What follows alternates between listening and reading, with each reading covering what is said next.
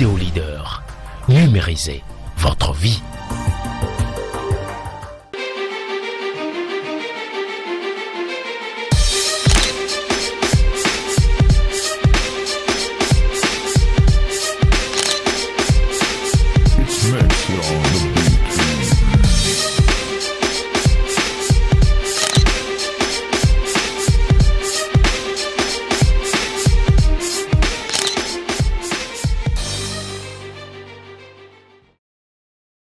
Bonjour, je m'appelle Kevin Yakwasi, coach en développement personnel et en liberté financière. Aujourd'hui, nous allons aborder le sujet de la plainte. Nous passons la majeure partie de notre temps à nous plaindre. Nous avons comme l'impression que rien ne va dans notre vie, que tout ce qu'on va est à l'arrêt. Quand on regarde notre vie par rapport à celle des autres, nous avons comme l'impression que le Créateur nous a oubliés. Mais est-ce que nous nous posons les bonnes questions? Est-ce que nous nous remettons d'abord en cause pour savoir ce qui ne va pas dans notre vie, ce qui fait que nous sommes toujours en train de stagner au même endroit et que nous n'avancions pas? Est-ce que nous fréquentons les bonnes personnes? Quel est le cercle d'amis que nous intégrons? Quelles sont les actions que nous menons? Quelles sont ces actions que nous posons espérant avoir un résultat dans le futur? Alors, je vais développer pas à pas ces aspects que je viens d'énumérer. Pour la première des choses, lorsque vous passez la majeure partie de votre temps à poser des mêmes actions et que vous n'obtenez pas les résultats différents que vous espérez, alors commencez déjà à poser des actions différentes. Essayez quelque chose d'autre pour voir si ça ne marche pas. Aujourd'hui, nous avons ce problème. La jeunesse a un problème de la patience. Nous voulons tout de suite poser une action et avoir les résultats. Prenons l'exemple de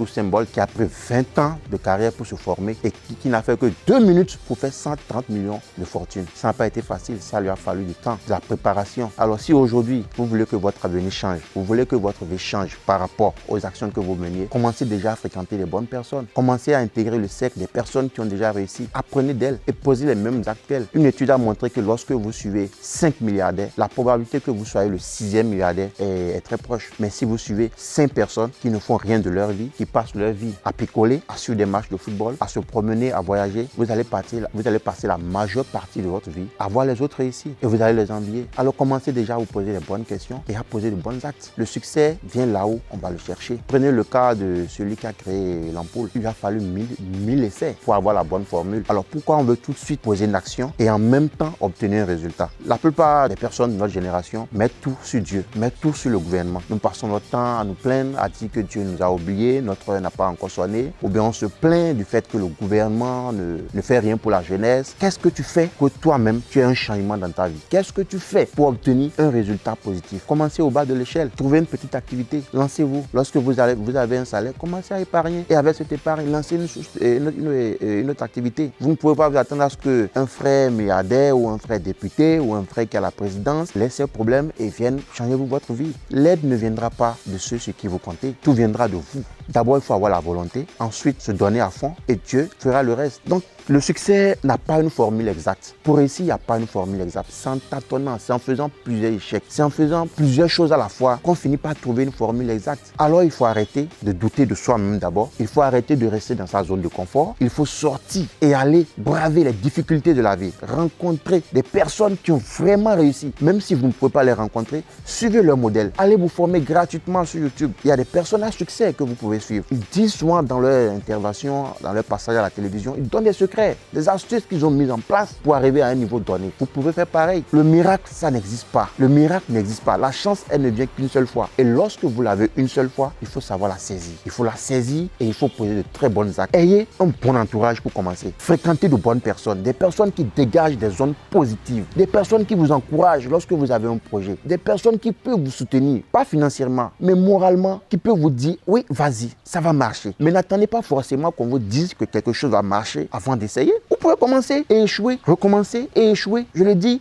la formule de l'ampoule n'a pas été conçue en une seule fois, 1000 fois. Le célèbre basketteur Michael Jordan, dans son interview, il a dit qu'il a fait plus de 1000 tirs qu'il a échoué avant d'obtenir le plus bon tir. Alors pourquoi nous autres, nous voulons tout de suite commencer quelque chose et espérer avoir un résultat positif tout de suite? Nous avons peur de l'échec. Les personnes à succès ont traversé des situations très difficiles. Seulement que nous voyons la partie que les médias nous montrent où elles ont réussi, où on nous parle de leur nombre de fortune, on voit leur belles voitures, les réalisations, mais nous ne voyons jamais la partie sombre où ils ont vécu des moments difficiles, où à un moment donné, ils ont failli tout laisser tomber, où leur famille n'a pas cru. Il y a des fois, tu veux entreprendre quelque chose, la famille ne croit pas en toi, les amis ne croient pas en toi, ta femme ne croit pas en toi, tout le monde te laisse tomber, tu te retrouves seul. Et en même temps, tu te dis, bon, puisque tout le monde ne croit pas en moi, ça ne peut pas marcher. Et aussi, tu laisses. Ça veut dire que tu n'as pas confiance en toi. Ça veut dire que tu ne crois pas en toi. Ça veut dire que tu as comme l'impression que tu es sur la terre pour vivre une autre vie. Tu as une mission, tu as un objectif à atteindre. Chacun sur cette terre a une mission. Mais pour y arriver, pour y parvenir, tu dois traverser un chemin parsemé d'embûches, très compliqué et très difficile. Rien n'est facile. On n'acquiert rien facilement sur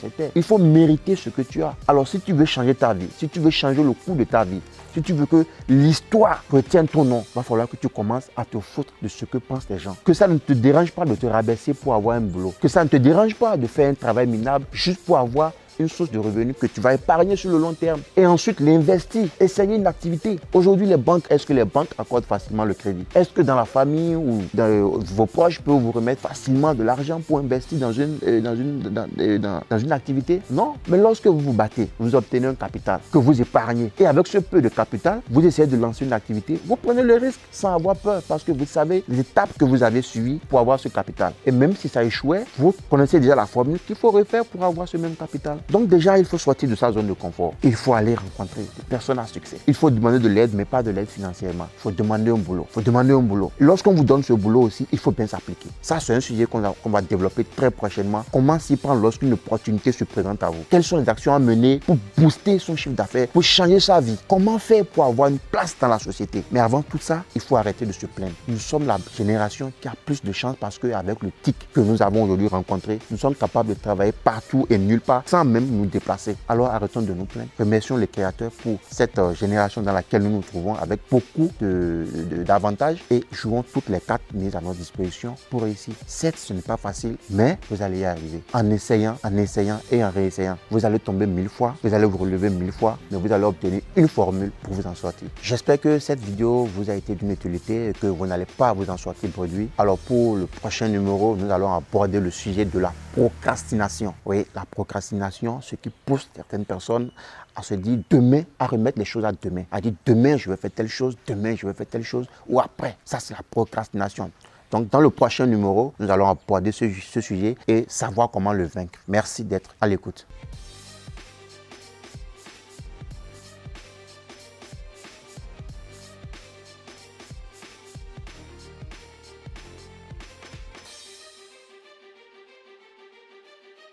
It's Maxwell.